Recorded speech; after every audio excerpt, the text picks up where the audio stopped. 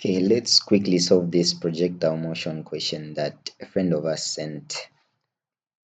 So the question says an athlete competing in the long jump leaves the ground with a velocity of 5.6 meters per second at an angle of 30 to the horizontal.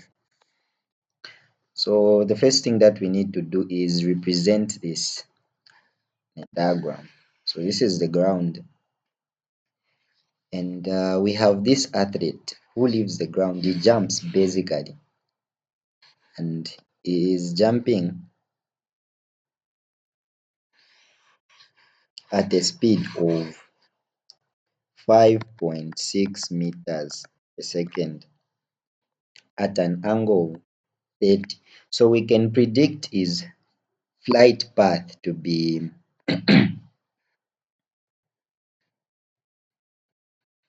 like this. Then he hits the ground. Okay. So now the first thing that we need to understand here is that since is jumping at a speed of 5.6 meters per second and at an angle, it means that its speed can be divided into two components. It can be divided in the x component and also in the y component. So whenever you've got motion that is happening at an angle or a velocity at an angle, just know that that velocity can be split into two components, the x component and the y component. So this is our x component, this is our y component, and we need to find these components. What are they? The x component, which is vx, is going to be equal to the velocity that you have, which is 5.6, and it's going to be cos the angle that you are given, and the angle that we are given in this case is 30. So it's 5.6 cos 30. What is 5.6 cos 30?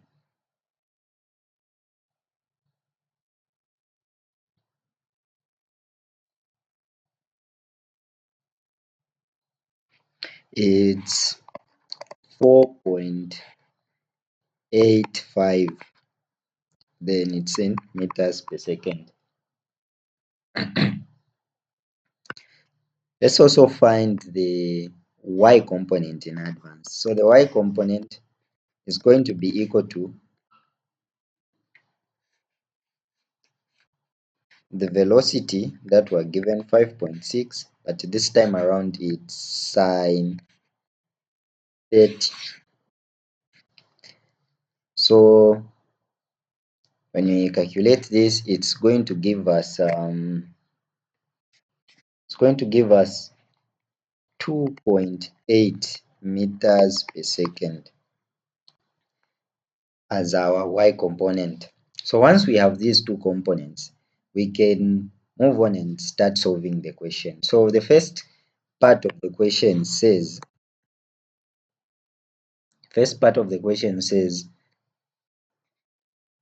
determine the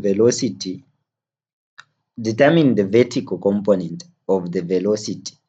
So our velocity is 5.6. What is the vertical component?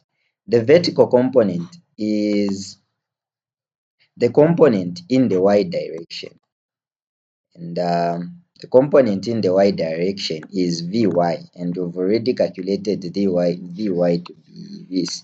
So we are going to say Vy is equal to 2.8 meters per second.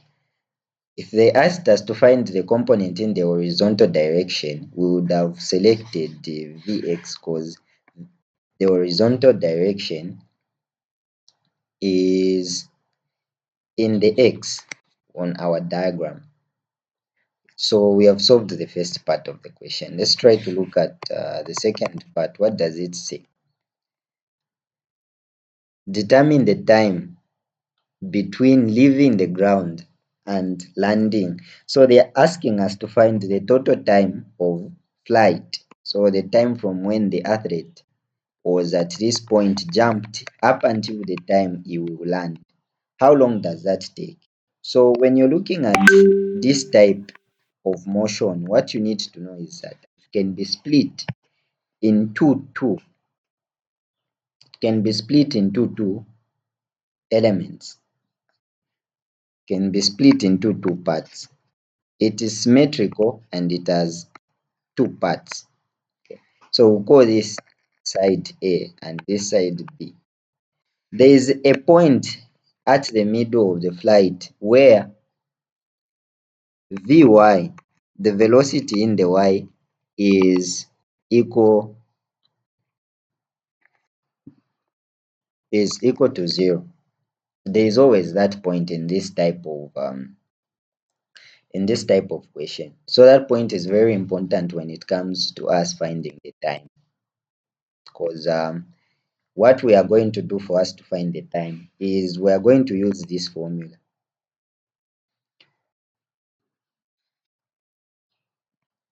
where we say V is equal to U plus AT.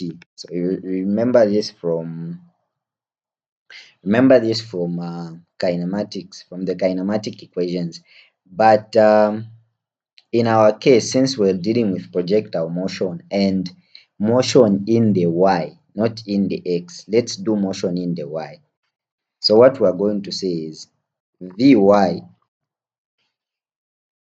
is equal to, let's call it uy, sorry. So uy minus gt. Why do we have a negative and we have removed the a? Because we are dealing with the acceleration due to gravity, and the acceleration due to gravity is downwards. But if you look at the flight, we are going against the acceleration due to gravity as we are going upwards. Here we're going upwards, but the acceleration due to gravity is downwards. Hence, we have a negative here. So all we need to know is what is our Vy and what is our Uy. Your Vy is your final velocity. Your Uy is your initial velocity. So we are looking at this point. So your Uy is going to be the initial velocity in the y that this athlete had, and your initial velocity in the y that the athlete had at the beginning is 2.8 as we've calculated. And your final velocity at this point is going to be equal to 0. We know that G is 9.8. So all that we need to, that is missing is the time. So we can replace now in this equation. So our V is 0 and it's going to be equal to U, which is 2.8, and we're subtracting 9.8 t. We are finding the time. So this time we are finding it's just for this portion. Okay.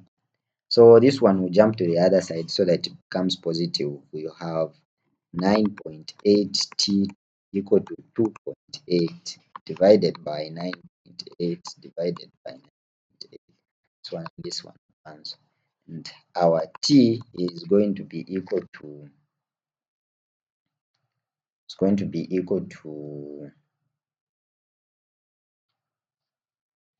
let me try to do this on a calculator.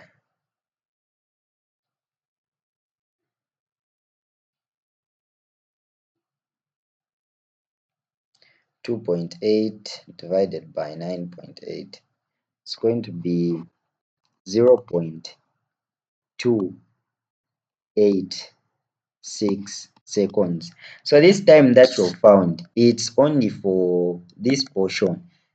What about for this other portion? So what you find for this type of motion is that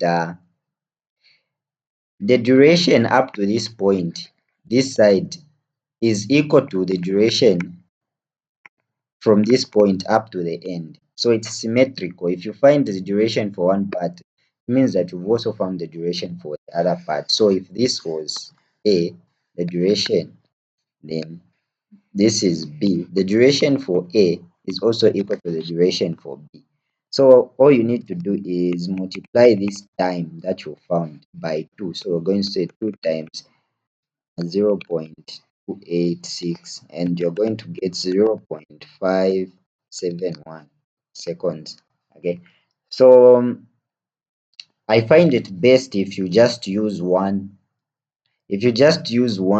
equation for this, and that equation would be t to be equal to 2 2 u y over g. Yeah, if you use this, and if you look at where we've come from, it's coming from the same equation that we have used, this equation. So we have calculated the second one. Let's go to the third one. Third one is saying determine the horizontal component of the velocity.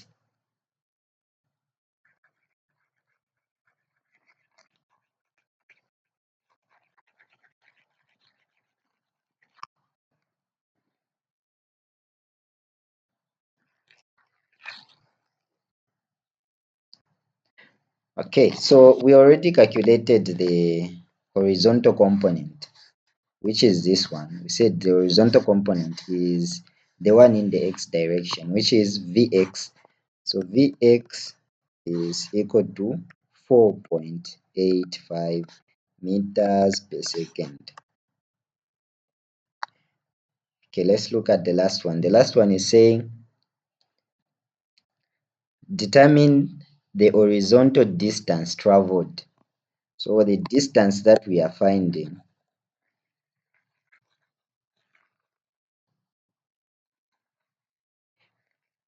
is the total distance of flight. So the distance that we moved from this point up until the end. So to find this distance, we are going to use the formula from our kinematic equation, which is S is equal to ut plus 1 over 2 at. Now let's relate this one to projectile motion.